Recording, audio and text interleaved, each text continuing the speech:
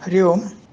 Today we are taking up the fifth mantra of section 1 of chapter 2 of Mundaka.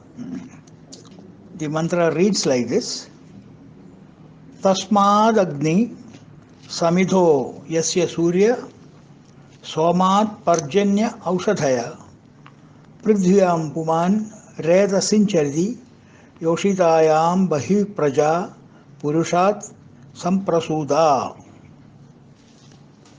This is the mantra. The literal meaning of this mantra is, literal meaning, from him, the Purusha or the reality, is produced the sky or the heaven, up, which is the first fire. There are 5 types of fires. This is the first fire, whose fuel is the sun. The sun is the fuel for this fire of heaven. Next came the moon in the heaven, from whom emerged the clouds, which is the second fire. And from clouds, the herbs came out that grow on earth. The clouds are the third Agni. And from these came man, after having eaten the herbs and other things grown on the earth.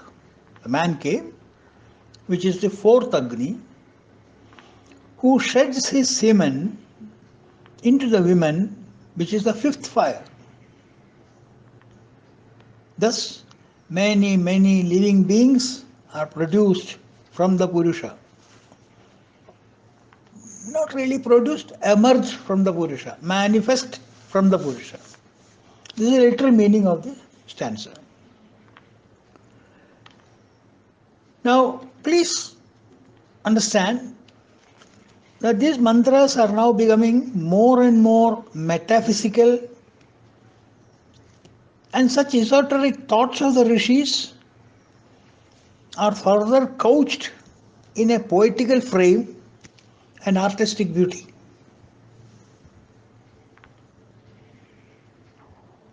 It would appear as if the Mundaka Rishi is holding the pen of a great poet and tries to word paint a picture of an artistic beauty. Therefore, if such works are taken up for commentary, it should be ensured that the commentator is well versed in our Bharatiya culture and literature and lives the life prescribed in the Vedas. A mere language translation of each word of the mantra and keeping them juxtaposed will surely lead the reader or the listener to utter confusion. Now, we cannot dream of a commentary for the 12 principal Upanishads and the Brahma Sutras and the Bhagavad Gita anybody other than our own Shankara himself. The later teachers of Vedanta, who have earned name and fame as true teachers, have all had heavily depended on Shankara Bhashyam for these texts.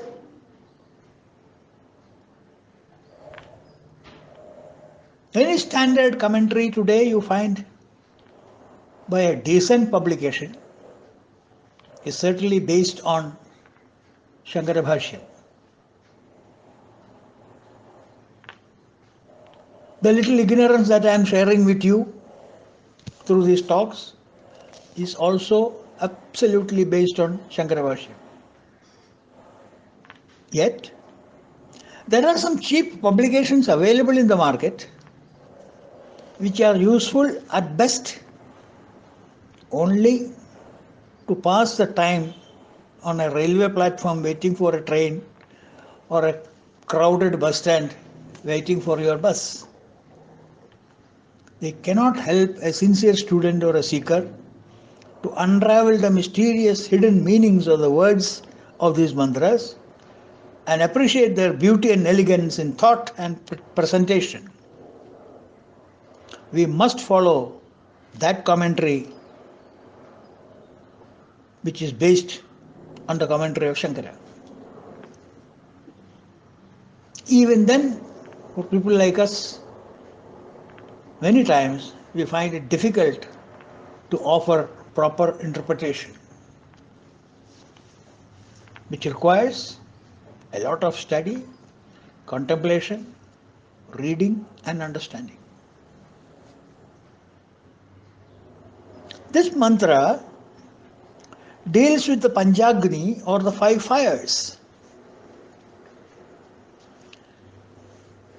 Now I must make it clear that these fires referred to are not physical fire as you and I understand.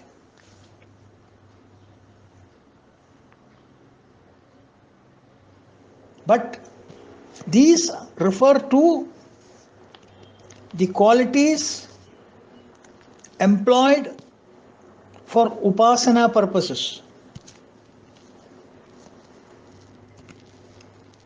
meditative purposes.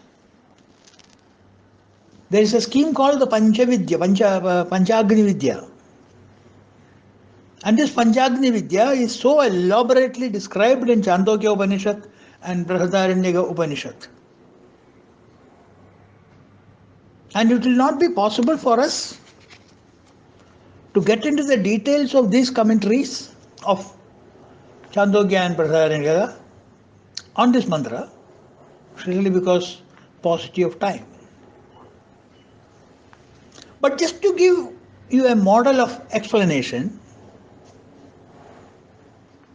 the sun, as referred to in this mantra as the fuel of the sky, he does not stand for or is not referred to as the self-effulgent, ever-burning, hot orb around which planets make their endless pilgrimage. It is not that sun that is referred to here.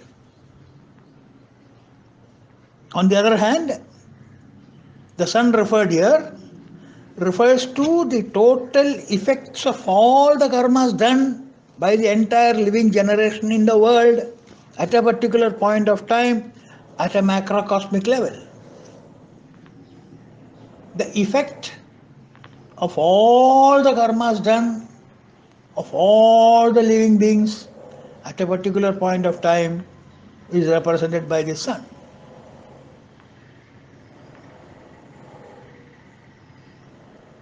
Now, if you think deeper, there is nothing revolting in this idea. Only thing is that we do not, or we are not accustomed to this novel interpretation and thinking, although it is an extension of or an application of the knowledge that we already possess.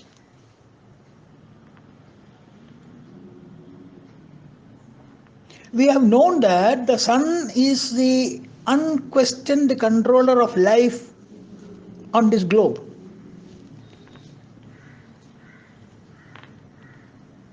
Sun is a source of all energy.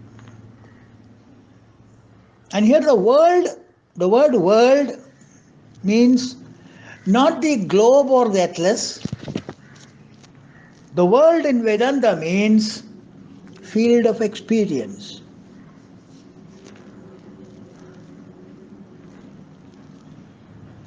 Field of experience.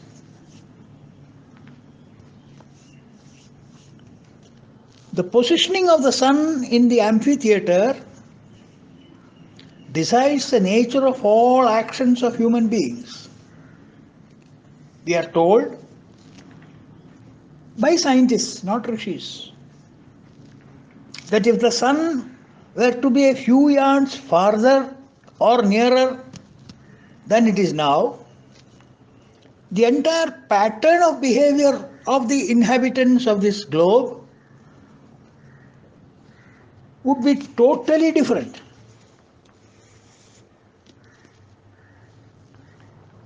Therefore, the sun influences our actions or karma.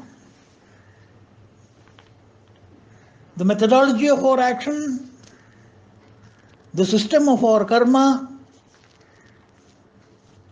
are all influenced by the sun. And that is the reason why perhaps in the science of astrology, sun affects overall personality, position, power, recognition, ambition, fulfillment, and stability of an individual in various aspects of his life. That zodiac chart, the sun represents all this. I understand.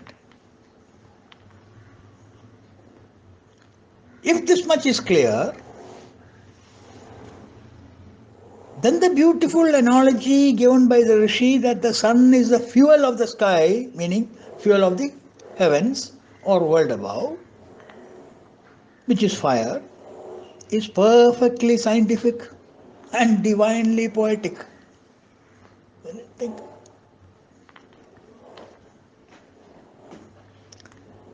From the moon comes the clouds, the next manifestation of Purusha. And from the clouds, the herbs sprout.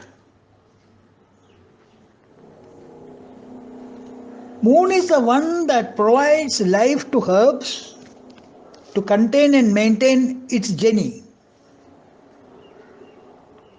The moonlight certainly contributes a lot in the nourishing of plants. Pushnami chaushadhi sarva somo bhutva rasatmaga, says the Bhagavad Gita. The rasa and the herb is maintained by the moon.